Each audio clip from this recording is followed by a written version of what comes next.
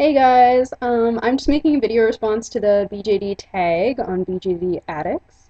So, yeah, if you're interested in this video and you want to make one too, then you should. So basically, it starts off with just 15 questions for each of us to answer about how we got into the hobby. Um, so I guess I'll just jump right into it. By the way, I'm Saffron on Den of Angels, and I'm also known as Holly, and I'm also in some of my cousin's videos. Her channel is Will Eat for Free, and this is my little Pookie Eliza, and she's gonna just sit with me because I don't have much furniture or my other dolls with me right now. I just moved across the country. So, anyways, the first question is, how did you first find out about BJDs? And I found out through my cousin, so previously mentioned, will eat for free. Um, she started buying them. I think it was December of 2010, and that spring I got to be at one of her box openings and start seeing them in person. And my first thought was, "Holy crap! How did you spend this much money on this little doll?" I could not understand how anyone could spend that kind of money. Um, but I mean, my cousin's gotten me into a lot of other things too, so we're very similar. And as she started showing me Flickr and just a lot of photos of different dolls, one day we stopped on a Blue Fairy Olive, and I said, "Oh my god, that is the cutest thing I've seen. What is that?"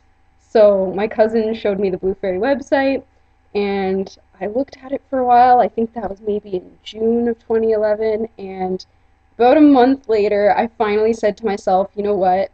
I'm just gonna do it. I'm just gonna buy one. And I had my tiny fairy Jasmine in the shopping cart for about a day before I finally clicked buy. And I had that sort of guilty feeling for the few days before she was shipped. She actually arrived literally like 2 days after I ordered her, which is so rare, and I cannot credit Blue Fairy enough for that. So I got my first doll really fast, and I've never regretted it since then.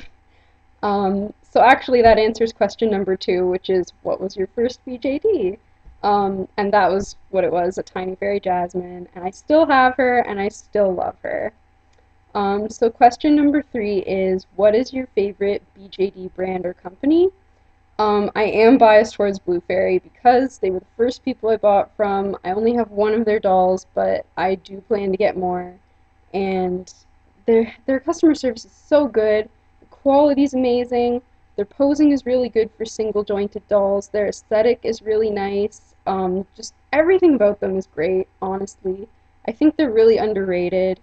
And I am also a sucker for Zoom because I love fantasy dolls, and they've released so many nice ones and they release them so consistently. But I do think that I'm starting to cave and become a Lutz person now that they've had these centaurs coming out. So, question number four. In what way do you explore your creativity in this hobby? Um, for me, I am a writer. I've liked writing since I was like 8 years old. So, um, when I first saw the dolls, I was immediately intrigued because you can customize them so much. You can come up with characters and completely design whatever you want for them, basically. So after I got my first doll, the more I looked at her, the more I started coming up with a whole story behind her, other characters, and then all of my other dolls are just other characters from that story now. I'm not really that crafty, so I haven't actually sewn much for them. I don't know how to do face-ups, but I like giving other artists the opportunity to contribute creatively, and I like supporting them financially too by commissioning them, so it works out. Um, and question five is, how did you get started doing this? So how did you get started, I guess, in exploring your creativity in the hobby? Um, well, obviously, like I said, I've been a writer since I was a little kid, so I love doing that, and it just kind of merged with this hobby. Um, Otherwise, I did kind of start learning sewing from my cousin, and I'd like to do more of that in the future. And I used to take photos for the Humane Society for their website, So I am a little bit into the photography thing too, but I've never been really taught how to do that well. So maybe I'll learn. Number 6. Where do you buy your BJD items from? Honestly, everywhere. Oh my god. eBay, Den of Angels, Etsy, and of course companies too. I love group orders, so I like joining those. Pretty much all of my shoes now are going to be from 2079 Realms since that group order went through. Um, and honestly, as far as wigs go, I do really like my Blue Fairy wig. I know, I'm just going to plug Blue Fairy in everywhere here. A lot of people like Leek, and I like my straight wigs from them, but I'm not as big on the curly. They kind of came to me with some flyaways and got messed up really fast. So, yeah. If you ever want to buy a nice curly wig, I would recommend Blue Fairy. Um, Number 7. Do you have a certain style you like for your BJDs? And I'm going to say no to that because I have a pretty diverse crowd, I think. I have a mixture of girls and boys.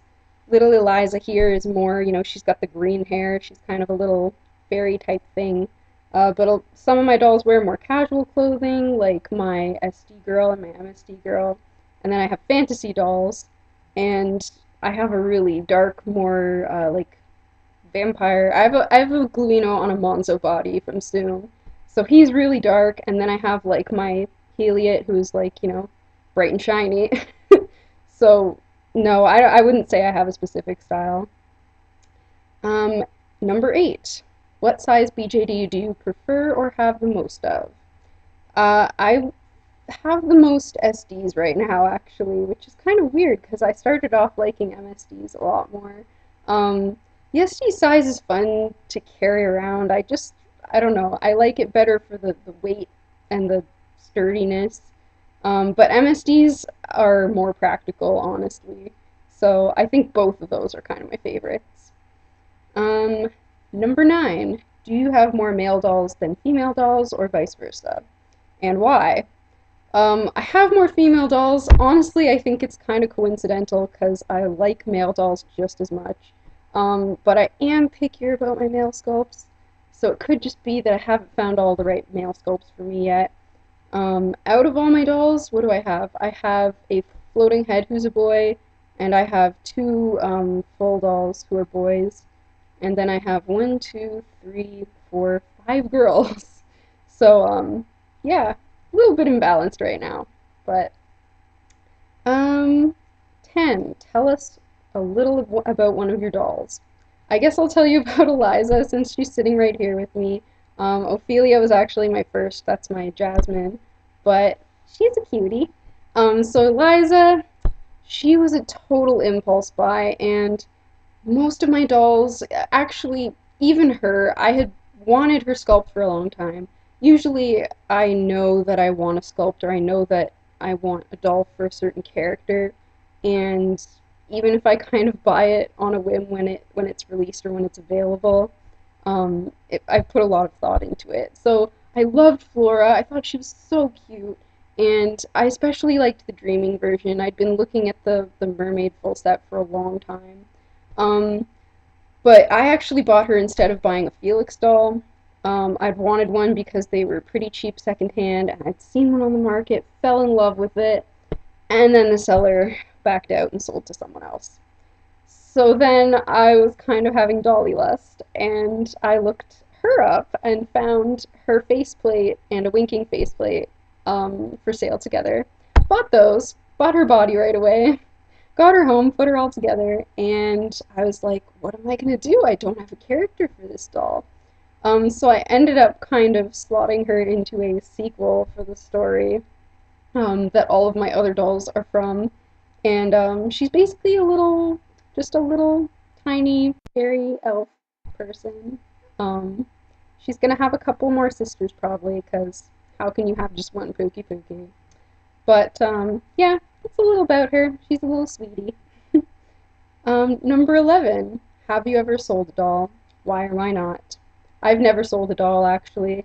I would consider it if I were in a state of financial crisis, but for me, it takes me such a long time to decide I like a sculpt enough, and I have such specific ideas for all the characters in my head that I just don't think I would ever sell one for any other reason. So I like to keep my dolls. Um, Number 12. Where do you go to connect to other BJD collectors? So I am on Den of Angels. I'm also pretty active on the Gaia thread if you ever go in there. And I like going to meetups. I just moved to Seattle, so I'm hoping to go to Uncanny Dreams soon. Hopefully I'll meet some people there. And otherwise, it just kind of, I already knew people who liked dolls, so it just kind of worked out that way. Number 13. Do you tell everyone about your BJDs or is it private? A little bit of both here, I think. Um, Pretty much all my friends know that I have the dolls. My family knows that I have the dolls. It's not like I'm keeping it a big secret, but it's not the first thing I tell people about myself. I am a little shy about that. I've always been shy about, my nerdy interests in like anime and video games and stuff like that. So, yeah, I guess I try to keep it more private. I just prefer to enjoy it myself with other people who also like it. And how old are you is number 14. So I'm 21, and I will be 22 soon. I've met people older and younger than me in this hobby, and that's awesome. So yeah, it's great for meeting people of all ages. Number 15, last but not least. What is your Grail doll?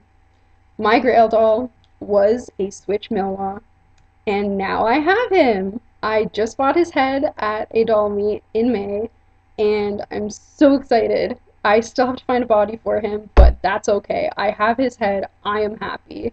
Um, I would say I already have all the dolls I really, really wanted.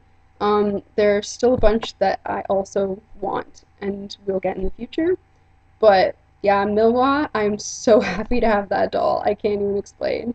So yeah, um, and that is it. Thank you for watching me talk for like 12 minutes, and yeah, hopefully I'll post some more videos in the future. See ya!